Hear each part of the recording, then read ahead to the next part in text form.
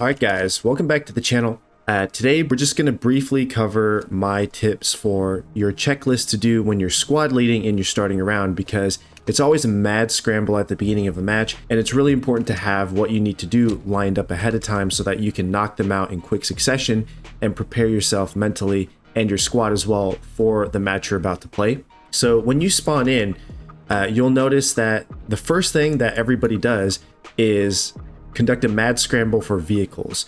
So it's useful as you're loading into the match to already have an idea of kind of what you want to do with your squad, either building fobs and radios, or do you want to not worry about the fobs and radios and just play vehicles. You might want to focus purely on infantry gameplay and grab yourself a transport truck, like one of these here.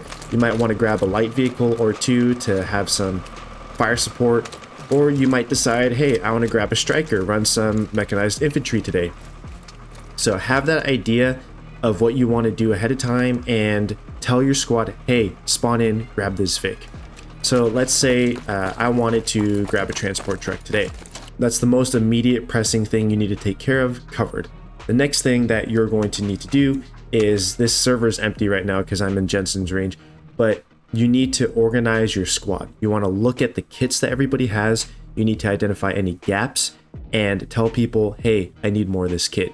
So in general, you need to make sure you have at least one medic, one rifleman.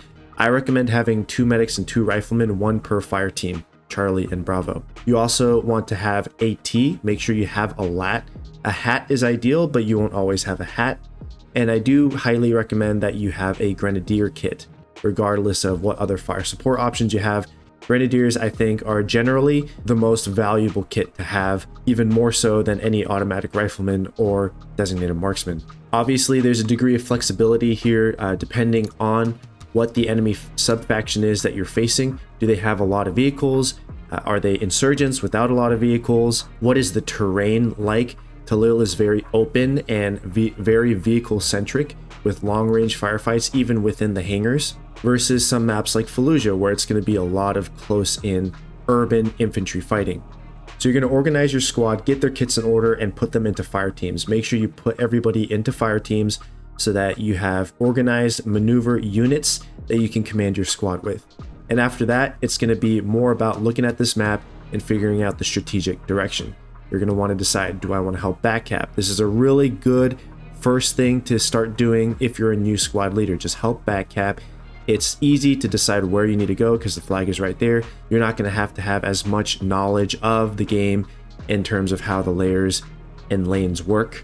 Alternatively, you can hit the enter key here, go to Teams, Game Mode Info, click Mode Info, and this will give you a map of all possible points in this layer. And you can use this to kind of anticipate where you might want to forward position to.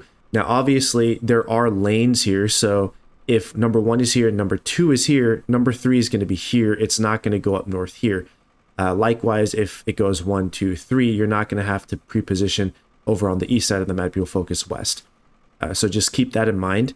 And you can use this to generally, what you want to do is either forward position to help backcap the second point or third point, or you want to immediately forward position for the mid cap, depending on how the back cap goes. So if you do decide to establish map control over the middle section of the map, the middle point, you want to be aware of how the back cap is going, where the points are going, so that then you can better anticipate where the middle cap is going to be. And your goal there is going to get in the early first firefights, beat the enemy, and just lock down where that mid cap is. So as soon as the points advance, you'll be able to immediately begin capture and start out with that advantage.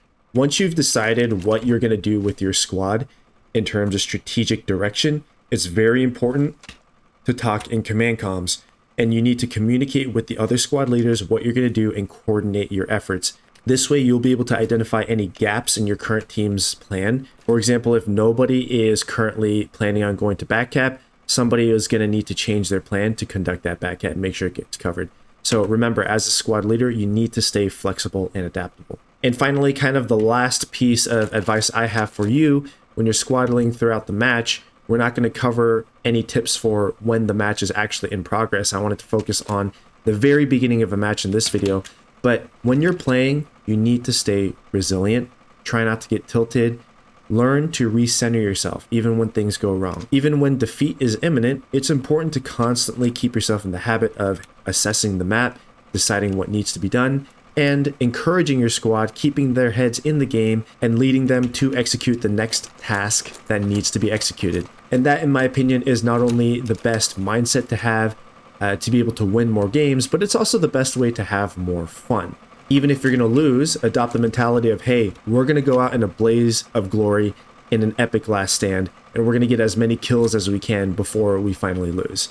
And tell that to your squad so that they can have that little morale boost and join you in having as much fun as you can, even in a losing game.